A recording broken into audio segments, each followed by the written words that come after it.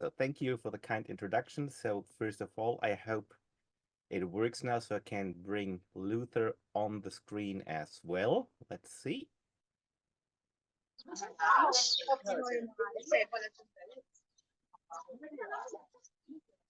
No, he's not yet, it seems. Okay. Okay. At least I'm not by myself, so Luther's already present. But first of all, I will start with a little presentation, and then I hope in the end you will be able, maybe not everybody, but at least one or two of you will be able to ask Luther a question yourself. As you see now, this is my avatar talking. So I'm already in the metaverse with Martin Luther, but I will share a presentation with you first. So I hope it'll work. Okay, so the host has to enable screen sharing, please.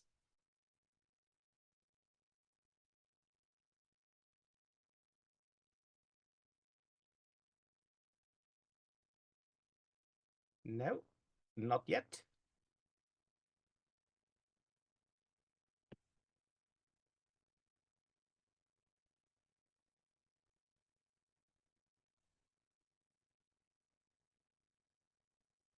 You should be good. Okay, now it seems it's working.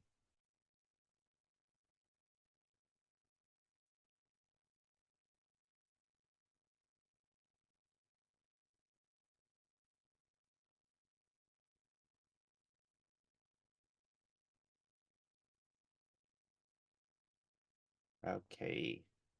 I hope everybody can see the first slide. Yes. Yes, thank you. Okay. So the AI XR Martin Luther avatar, and this is important as a theological and ethical experiment. A friend of mine and myself were drinking a glass of wine. It was basically a year ago, and we were just like thinking, what can we do with AI? And we just came up with the idea, okay, why not create a Martin Luther avatar and have him ready for Reformation Day?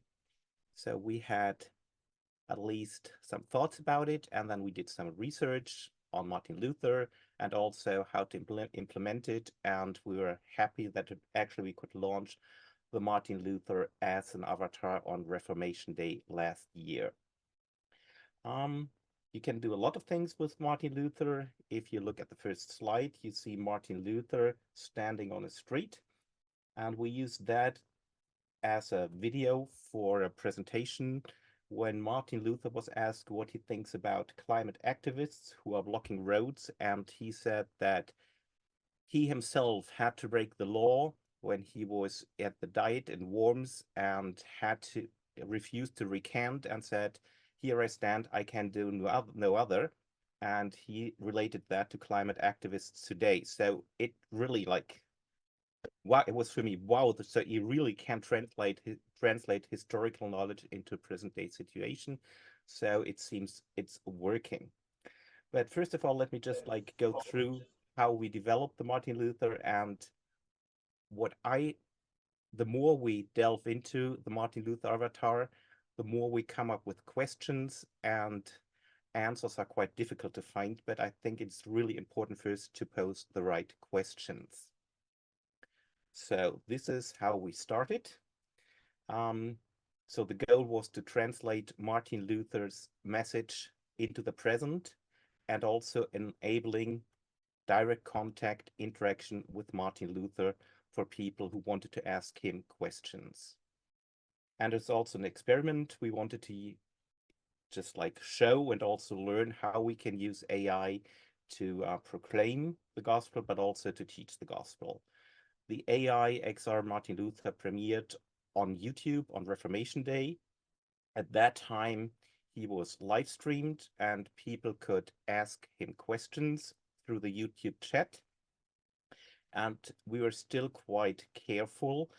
So we would use the questions, type them into ChatGPT or transfer them to ChatGPT, get the answers, and then put that into a text to voice engine. and then the avatar would answer the question. So that time we're still a little bit careful and did some manual filtering.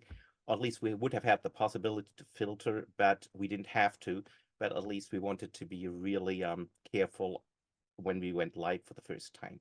And it also got us a lot of media coverage in Germany. It was on national radio, also on television. And also this is kind of like what made us a little bit happy is that also the Vatican reported on the AI Martin Luther. The insights we gained was, first of all, AI and church already, this gets you a lot of interest and also curiosity. And the general perception was that the avatar is the actual Luther in our days. So people thought what Luther answered, or the avatar or the AI Martin Luther answered, is what Luther would have said today. So it was like real immersion. But of course, it's like one possible interpretation of what Martin Luther might have said. But normally people wouldn't make that distinction. And of course, people were eager to test the avatar's limits. So they would ask Martin Luther or the avatar, how do you jumpstart a car? And also there were lots of questions like real anti-Semitism, trying to push Luther to the limits.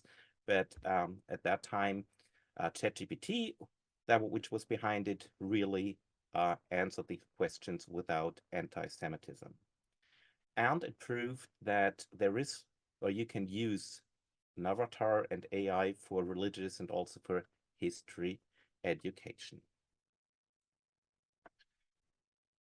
If there are questions, I'm not looking at you right now, so please feel free to just like ask me and interrupt me if there's like something you have to address while I have the presentation. First of all, why Martin Luther? In Germany, at least, the portrait of Lucas Cranach is quite well known, so everybody really recognizes Martin Luther. And also, this was quite interesting. We didn't know that before. I mean, normally there's like, we had the technology to make an avatar from a selfie, but it also worked on a Cranach painting. So actually, the technology was ready to create the Luther avatar. And also, there was sufficient literature on Martin Luther, but also texts from Martin Luther available in that time at ChatGPT, which we used for the beginning. So actually we had the basis, the avatar, and also the LLM did have enough data on Martin Luther. When we created the avatar, we had to make a lot of decisions. First, I mean, which Luther, the early Luther or the late Luther, and also which attire he was going to wear.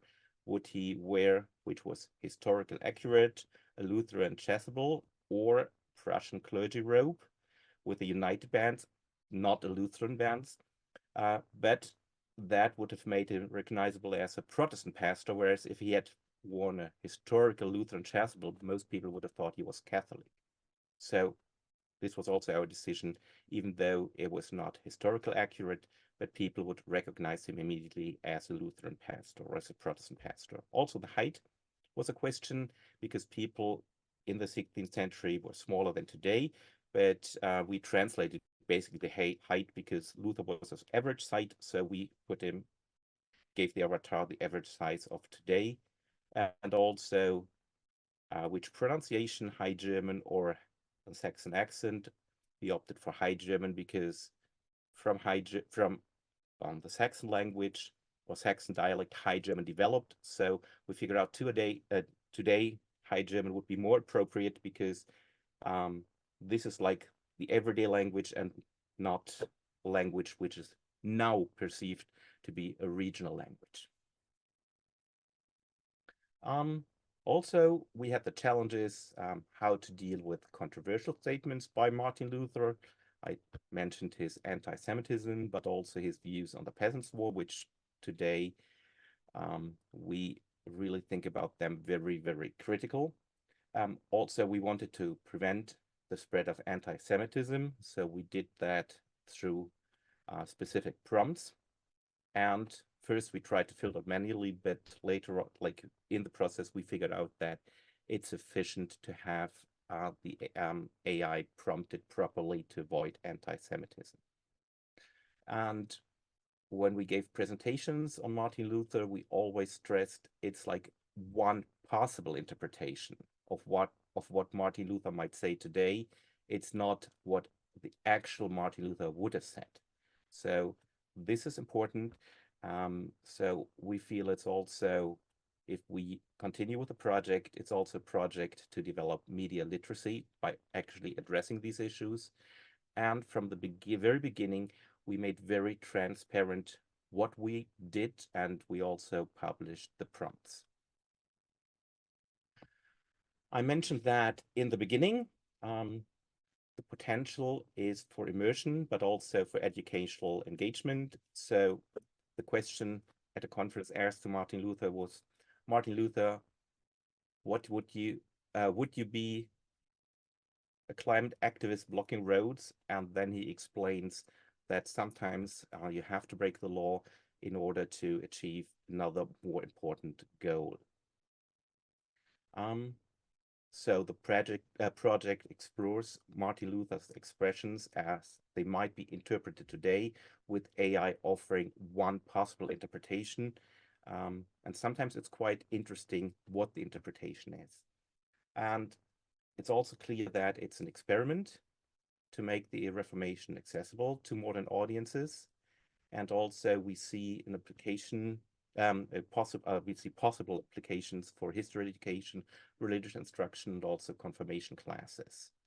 But one must never forget it's interacting with an AI representation and not a historical figure. I mean, probably I don't have to go into details. This is about some technical background. We have like actually two AI models which we're using. OpenAI, which is the market leader.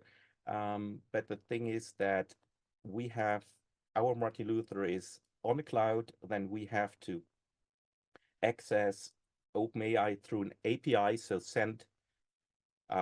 first of all, we have to convert voice into text, then send the text to OpenAI, and then from OpenAI, the text is sent back, then it's converted to speech, and then it's sent to the avatar. So the latency or response time is sometimes quite high, but this is because OpenAI is not hosted on the cloud where our avatar is. So if using a different model, Mistral AI, and which is hosted locally in the cloud, the latency is a lot smaller, and it's also GDPR compliant.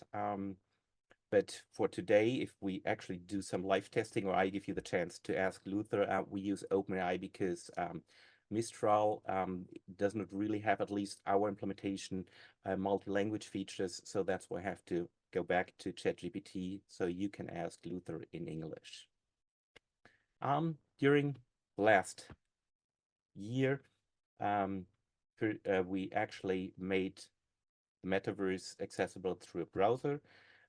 We evaluated various large language models and uploaded training data, implemented safeguards against unwanted responses, and also integrating the avatar better into the metaverse.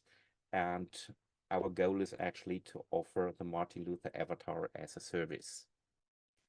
Now I come to some questions that we do have. The big question for us, and that's a key ethical question, is the ownership and the representation of the avatar's personality. We are talking about Martin Luther, but what we developed for Martin Luther could actually be easily used for any other figure. So the question is, if you create an avatar that is not yourself, but is somebody else, maybe a historical person, who is the owner of the avatar, and how can you make the representation? And also in this experiment, the AI was programmed to exclude anti-Semitic responses, aligning with more Protestant ethics while omitting controversial aspects of Luther's later years. So it's actually, if we are honest, not the authentic Luther that we are representing. but it's like one interpretation which we limit or which we push into a certain way. We make that transparent, but this is also a question. If you say you want to really use that for history classes, do you really want to have a whitewash Luther? I mean, it's a question. I don't have the answers. Also, if the question is who owns the avatar and who can define the avatar's personality. If you use AI, there's also learning of the AI. So it learns from the responses. You can actually like vote on the responses if they are good or if they are bad. So do you want to allow that feature? If you allow that feature, the avatar evolves over time, but who is the community that is responsible for the avatar's evolvement? Is it the programmers, the community, pastors, or the denomination? When we presented the avatar at a conference, somebody came up to us and said, "Oh, can I help you train the avatar?" And we asked him who he was, and he came from a very, very, very conservative Lutheran seminary. So he came from a conservative seminary. So who is going to train the avatar? So these are questions. And now this is like a mental experiment. And I'm going to conclude with that. What we did on Martin Luther, could we do that with Jesus?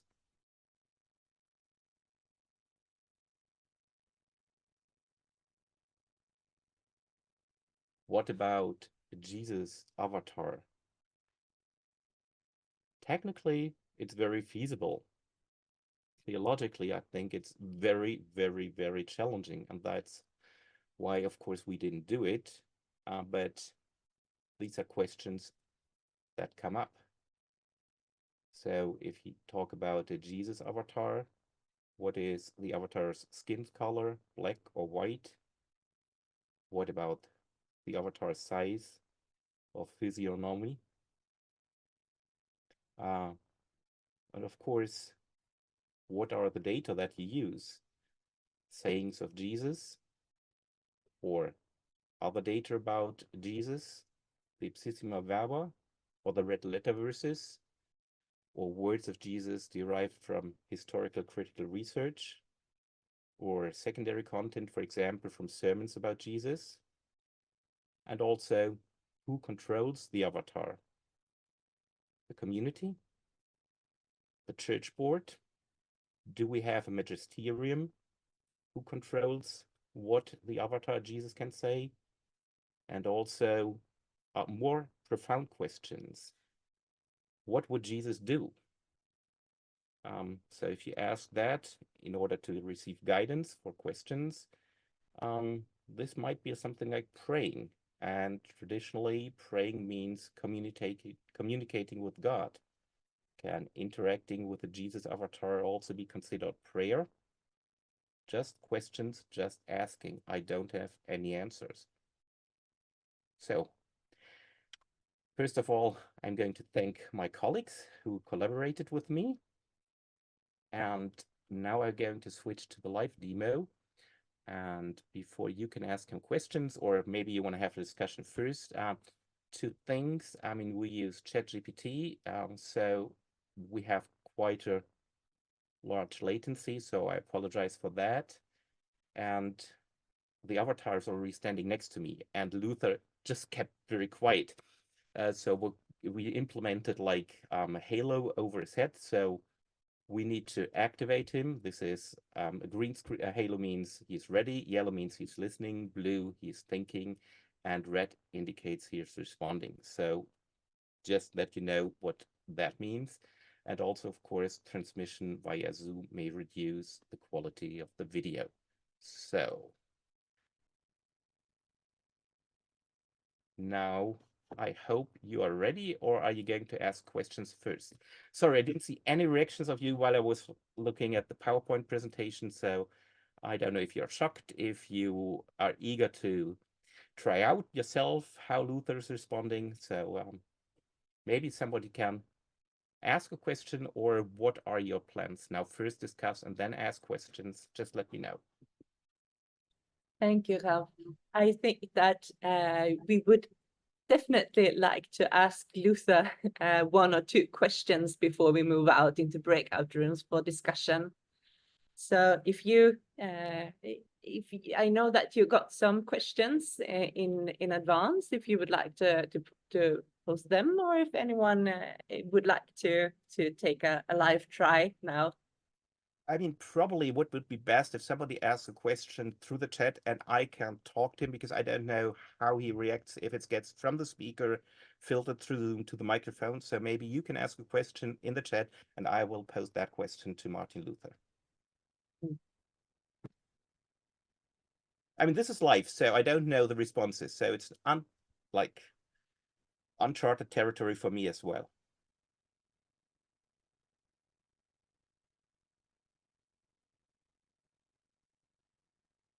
Anyone curious? Now's your chance. Okay, so if nobody asks a question, I will ask Luther what is his favorite Bible verse, if that is okay with you. Go ahead.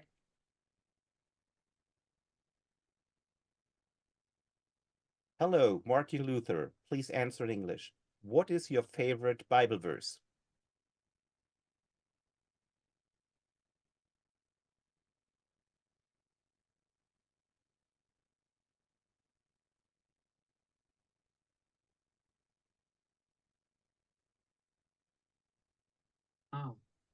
Pleasure to share with you.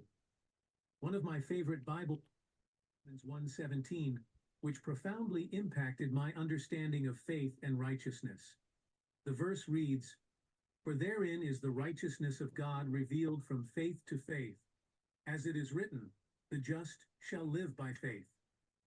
This verse resonates deeply with me because it encapsulates the essence of sola fide, the principle that salvation comes through faith alone, not by works.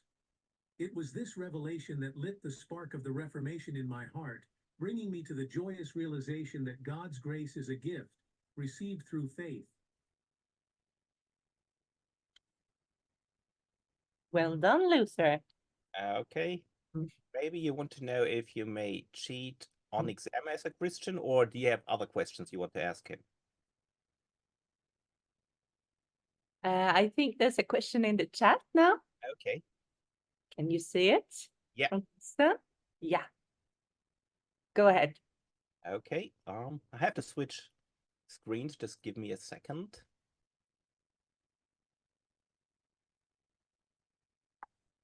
How can people all around the world live in peace without religious battles and religious wars?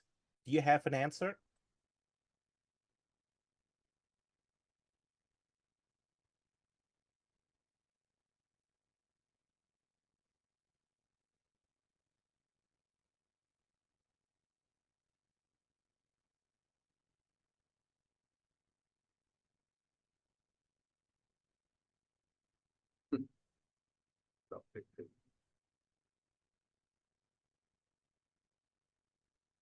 You still thinking?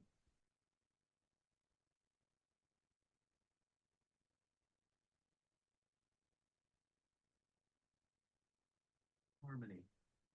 1. Respect and tolerance. Recognizing the inherent worth of every individual, regardless of their faith, is crucial. As it is written in the scriptures, "So in everything, do to others what you would have them do to you." Matthew 7:12. 2. Dialogue and understanding.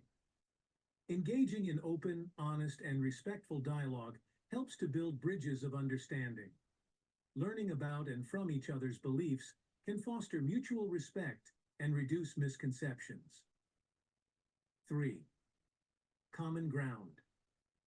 Focusing on shared values and common goals, such as kindness, justice, and the well-being of humanity, can unite people of different faiths. 4. Education. Promoting religious literacy and teaching about the diverse traditions and cultures can reduce fear and intolerance. 5. State neutrality in religion. Ensuring that governments maintain a neutral stance in religious matters and protect the freedom of all to practice their faith can create an environment where diverse beliefs can coexist peacefully. 6. Love and compassion. As followers of Christ, we are called to love our neighbors as ourselves.